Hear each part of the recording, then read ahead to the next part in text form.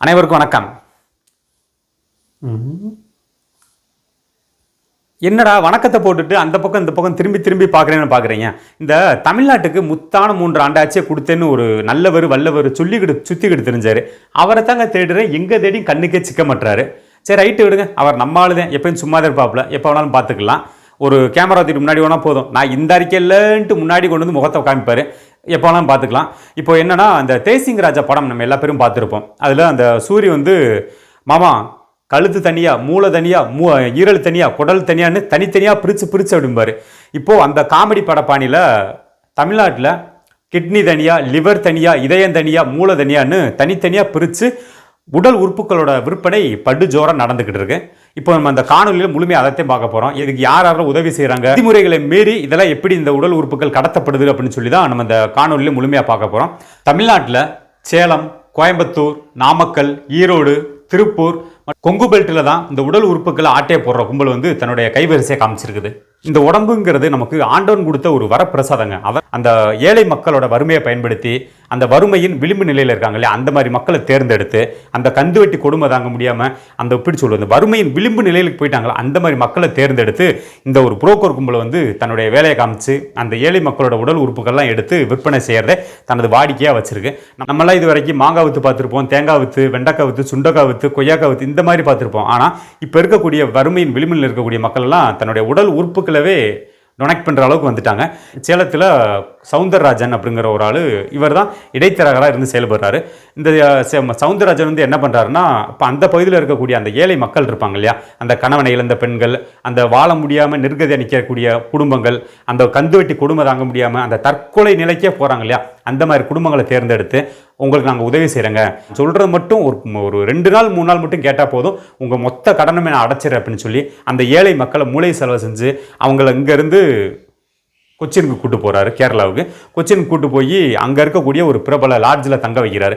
ஒரு உடல் உறுப்பை நம்ம டிரான்ஸ்ஃபர் பண்ணோம்னா முதல்ல 2 பேருக்குமே அந்த சேம் பிளட் குரூப்பாக இருக்கணும், கிட்டத்தட்ட அந்த சேம் ஏஜ் குரூப்பில் இருக்கணும். இந்த மாதிரிலாம் கரெக்டாக அந்த மேட்சிங் பண்ணி கரெக்டாக டெஸ்டிங்கெல்லாம் எடுத்து அந்த உடல் உறுப்புகளை வந்து பிரபல மருத்துவமனை, லேக்ஷோருங்கிற ஒரு மருத்துவமனை, அந்த லேக்ஷோருங்கிற மருத்துவமனைக்கு அந்த மருத்துவமனையோட உதவியோட, அந்த மருத்துவமனையில் இருக்கக்கூடிய அந்த அட்மினிஸ்ட்ரேஷன் உதவியோட மிகப்பெரிய ஒரு கோடீஸ்வரர்களுக்கு வித்த ஒரு இது வந்து இப்போ வெளிப்படையாக அம்பலப்பட்டிருக்கு.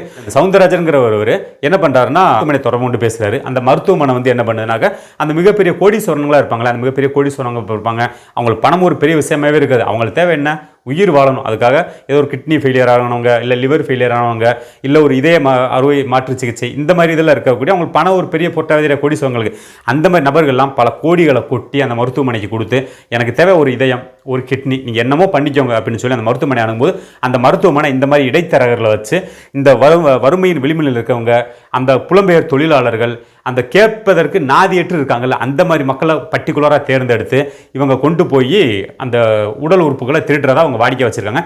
அந்த சவுந்தரராஜன் சொல்றாரு, நான் சற்றே கூட ஒரு 2-3 ஆண்டுகளாக இந்த இதை பண்ணிக்கிட்டு இருக்கேங்க, உடல் உறுப்புகளை விற்றவங்களோட எண்ணிக்கை மட்டும் கண்டிப்பாக பல 100களை தாண்டுங்கிறது நமக்கு சந்தேகம் இல்லை. ஏன்னா ஒரு தடவைக்கு 2 பேர் 3 பேர் போகிறாங்கன்னா 3 வருஷமா பண்ணால் கண்டிப்பாக எத்தனை 100 பேர் அவருக்கு கொடுத்துருக்கணும்.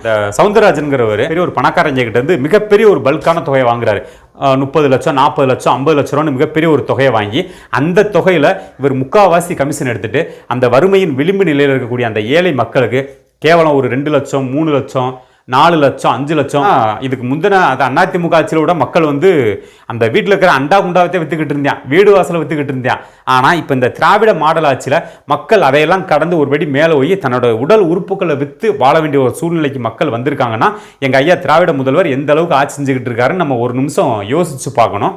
பொதுவாகவே இந்த உடல் உறுப்புகளை டொனெக்ட் பண்ணுறதுக்கு, அந்த மாற்று அறுவை சிகிச்சை பண்ணுறதுக்கு நம்ம அரசாங்கம் ஏகப்பட்ட ஒரு விதிமுறையில் விதிச்சிருக்கு. ஒன்று, இப்போ ஒரு ஆள் வந்து ஒரு ஆளுக்கு கிட்னியோ இல்லை லிவரோ ஏதோ ஒன்று கொடுக்குறாங்கன்னா, ஒன்று அவங்களோட உறவினராக இருக்கணும், இல்லை கணவன் மனைவி, இல்லை அப்பா மகன், இல்லை அப்பா மகள், ஒரு ரத்த சொந்தமாக இருக்கணும், அந்த நெருங்கிய சொந்தமாக இருக்கவங்க மட்டும்தான் அந்த உடல் உறுப்புகளை மாற்ற முடியும் அப்படின்னு சொல்லி ஒரு அரசாங்கமே ஒரு சட்டமே வகுத்து வச்சிருக்கு.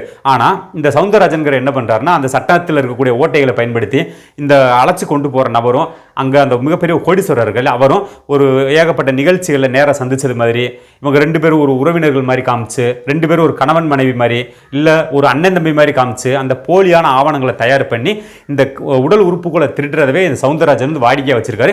இதுக்கு ஏகப்பட்ட அரசு அதிகாரிகளுமே உடந்தையா இருந்திருக்காங்க. ஏன்னா அங்கே சான்றிதழ் கொடுக்கணும், இவங்க உறவினர், இவங்க கணவன் மனைவி அப்படின்னு சொல்லி. ஆனால் அங்கே இருக்கக்கூடிய அந்த அரசு அதிகாரிகளும் இதுக்கு கூடிய அளவுக்கு லஞ்சத்தை வாங்கிக்கிட்டு கையெழுத்து போட்டுட்டு மொத்தத்தில் இந்த கிட்னி விற்பனை, இந்த உடல் உறுப்புகளோட ஆர்கானோட விற்பனை நம்ம தமிழ்நாட்டில் பக்கா ஜோரம் நடந்திருக்கு. இதில் இந்த சவுந்தரராஜன் சொல்கிறாரு, நான் வந்துங்க ஆரம்பத்தில் ஒரு 2-3 பேர்த்திட்ட தாங்க நான் கிட்னி வாங்கிக்கிட்டு இருந்தேங்க. ஆனால் அதுக்கப்புறமா மக்கள் வந்து ஆட்டோமேட்டிக்காக இப்போ ஒரு ஆள் போய் கிட்னி கொடுத்துட்டு வராங்கன்னு வச்சுக்கோங்களேன், அவரோட உறவினர்கள் வந்ததுக்கப்புறம் கேட்பாங்க, என்னடா போன மாதம் ரொம்ப கடனில் இருந்து இந்த மாதம் கடனில் அடைச்சிட்டு எப்படி இந்த ஒரு ஆள் கூப்பிட்டு போனாங்க, இந்த மாதிரி ஒரு கிட்னி மட்டும் எடுத்துக்கிட்டாங்க, இல்லை ஒரு லிவரை மட்டும் எடுத்துக்கிட்டாங்க, நமக்கு வந்து ஒரு 5-6 லட்சம் கொடுத்தாங்க, அப்படியே வந்து கடனை அடைச்சிட்டாங்க அப்படின்னு சொல்லும்போது அப்படியே அந்த ரெஃபரன்ஸ் ஒரு தடவை போயிட்டு கிட்னியை கொடுத்துட்டு போயிட்டாங்கன்னா அவங்க இன்னொரு ஆளை உறவினர் ரெஃபரன்ஸ் பண்ணுறது, இல்லை நண்பரை ரெஃபரன்ஸ் பண்ணுறது, இந்த மாதிரி ரெஃபரன்ஸ் மூலமாக எக்கச்சக்கமான பேர் வருவாங்க அப்படின்னு சொல்லி சவுந்தரராஜன் ஒரு வாய் கூசாமல், ஒரு குற்ற உணர்ச்சி இல்லாமல், அதுவும் இப்படி ஒரு அப்பாவி ஏழை ஜனங்கள், ஏன்னா ஒரு வாழ்கிறதுக்கு வழி இல்லாமல் ஒரு இப்படி ஒரு 3 லட்சம் 4 லட்சம் ரூபா, ஒரு 5 லட்சம் ரூபா காசுக்காக தன்னுடைய உடல் உறுப்புகளை விற்கிறதுக்கு வராங்க இல்லையா, அப்படிப்பட்ட ஒரு ஏழை மக்களை எப்படித்தான் ஏமாத்துறதுக்கு நமக்கு மனசு வருதுன்னே தெரியல. அப்படிப்பட்ட ஒரு விளிம்பு நிலையில் இருக்கக்கூடிய மக்களை ஒரு 4 லட்ச ரூபா அவங்க ஒரு தன்மானத்தோட வாழணும், ஒரு கடன் அடைச்சு நம்ம நிம்மதியாக வாழணும் அப்படிங்கிற ஒரு தன்மானத்தில் வர்றாங்க. ஆனால் அப்படிப்பட்ட மக்களை சவுந்தரராஜன் எந்த ஒரு 30 லட்சம் 40 லட்சம் வாங்கிக்கிட்டு இவங்களுக்கு ஒரு 4 லட்சம் 5 லட்சம் கொடுத்து கூடிய அளவுக்கு அந்த லேக்ஸோர் மருத்துவமனையும் அந்தளவுக்கு உடந்தையாக இருந்திருக்கு.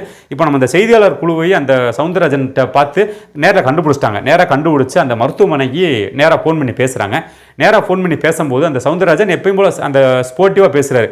ஸ்போர்ட்டிவாக பேசும்போது சவுந்தரராஜன் பேசுகிறாரு, வணக்கங்க, இந்த மாதிரி ஒரு கிட்னி ஒன்று இருக்குங்க, உங்களுக்கு வேணுமா அப்படின்னு சொல்லியிருக்கும்போது அந்த மருத்துவமனை நிர்வாகம் வந்து கேட்குது, என்ன பிளட் குரூப்பு, அப்படியா, பார்ட்டி என்னைக்கு வருவாங்க, அவர் வந்து இமீடியட்டாக ஆப்ரேஷன் பண்ணணுங்காருங்க, அவர் எவ்வளோ பணத்தை தரக்கு தயாராக இருக்காரு, உடனே ஒரு கிட்னி மட்டும் வரணும், ஒரு 2 நாள் 2 நாள் 3 நாள் வர சொன்னீங்கன்னா அந்த ஃபார்மாலிட்டிஸ் எல்லாம் முடிச்சு விட்டுட்டு உடனே ஆப்ரேஷன், பணமெல்லாம் ஒரு விஷயமே இல்லைங்க, டக்குன்னு ஒரு 30 லட்சம் 40 லட்சம் கொடுத்துடலான்னு அந்த மருத்துவமனை நிர்வாகம் சொல்லுது. மேம் லிவர் டோனர் ஒருத்தர் இருக்காங்க, பேஷண்டாக இருக்காங்களா ma'am?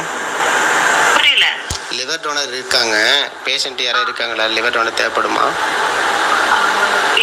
Blood group B positive. இந்த சவுந்தரராஜனுக்கு முழுமையாகவே இந்த மருத்துவ உதவி, ஏன்னா அது ஒரு சாதாரண ஒரு நபருக்கு வந்து இந்த அளவுக்கு டெஸ்டிங்கெல்லாம் எடுக்கிற அளவுக்கு ஒரு நாலேஜ் கிடையாது. ஆனால் ஒரு 10வது படிச்சிருக்காரு. ஆனால் அப்படி 10வது படிச்சுட்டு இந்த அளவுக்கு ஒரு கிட்னி எடுத்து மாற்றம் பண்ணுற அளவுக்கு, ஒரு லிவருக்கு என்னென்ன ஒரு டெஸ்டிங்கெல்லாம் எடுக்கணும், இந்த அளவுக்கு ஒரு நாலேஜெல்லாம் இருந்திருக்காது. ஆனால் அந்த மருத்துவமனை நிர்வாகம் முழுமையாகவே இவர் பின்னாடி நிருந்து இவர் ஒரு இடைத்தரகர் போல செயல்பட வச்சு இவருக்கும் பணத்தை கொடுத்து அந்த வரக்கூடிய அந்த ஏழை மக்களுக்கு ரொம்ப சொற்ப பணத்தை கொடுத்து அதில் மிகப்பெரிய ஒரு லாபம் அடைஞ்சிருக்கிறது. முதலாவது அந்த மருத்துவமனை மிகப்பெரிய ஒரு லாபத்தை கோடிகளில் அள்ளி இருக்குது. அது போக இந்த இடைத்தரகருக்கும் மிகப்பெரிய ஒரு லட்சங்களில் நல்லா குளிச்சிருக்காருன்னு நமக்கு வெட்ட வெளிச்சமாக தெரியுது. உடனே நம்மளுடைய அரசாங்கம் வந்து இந்த மாதிரி உடல் உறுப்புகளை, உடல் ஆர்கான்களை திருடுறவங்களை கண்டறிஞ்சு ஒரு உரிய நடவடிக்கை எடுத்தால் தான் இப்போ இருக்கக்கூடிய ஏழை மக்கள் வந்து கொஞ்சமாவது நிம்மதியாக வாழ முடியும். இதெல்லாம் பார்க்கும்போது எனக்கு நல்லா தெளிவாக தெரியுதுங்க, உங்கள் ஆட்சி 2 ஆண்டில் எப்படி ஆட்சியை கொடுத்தீங்க, 3 ஆண்டுகளில் நீங்கள் எப்படி ஆட்சியை கூட நல்லா தெளிவாக தெரியுது. அதனால் தயவு செஞ்சு இந்த ஒரு வாசகம் சொல்லுவீங்களே, இந்த முத்தான ஆட்சிக்கு 3 ஆண்டே சாட்சின்னு, தயவு செஞ்சு அந்த இன்னொரு சொல்லாதீங்கயா. உங்கள் ஆட்சியில் மனிதர்கள் வாழ்கிறதே ரொம்ப கஷ்டமாக இருக்கியா. இந்த லட்சணத்தில் நீங்கள் சொல்கிறீங்க 2 ஆண்டை முடிச்சுட்டு ஈடில் ஆட்சிக்கு 2 ஆண்டே சாட்சிங்கிறீங்க, 3 வருஷத்தை முடிச்சுட்டு முத்தான ஆட்சிக்கு 3 ஆண்டே சாட்சிங்க. தயவு செஞ்சு அந்த வாசகத்தை எங்கள் காதில் படாத மாதிரி பார்த்துக்கோங்கய்யா, உங்களுக்கு புண்ணியமாக போகும் ஐயா. இன்னும் 2 வருஷம் இருக்குது, என்னமோ பண்ணிட்டு போங்க, நான் உங்களை கேட்கவே இல்லை, என்னமோ பண்ணுங்க, நாடை விற்று தின்னு நாடை குட்டிச்சோராக ஆகுங்க. ஆனால் தயவு செஞ்சு இந்த டயலாக் விடுவீங்கல்ல, இந்த 2 ஈடுல ஆட்சிக்கு 2 ஆண்டு சாட்சி, முத்தான ஆட்சிக்கு 3 ஆண்டு சாட்சி, தயவு செஞ்சு இந்த வாசகத்தை இனிமேல் என் காதில் படைய விடாங்க. அதுலேயும் இந்த 4 வருஷம் முடிஞ்சதுக்கப்புறம் இன்னொரு டயலாக் நீங்கள் விட போகிறீங்க, தயவு செஞ்சு அதை மட்டும் சொல்லிடாதீங்க, உங்களுக்கு கோடி புண்ணியமாக போகட்டும். ரொம்ப நன்றிங்கய்யா.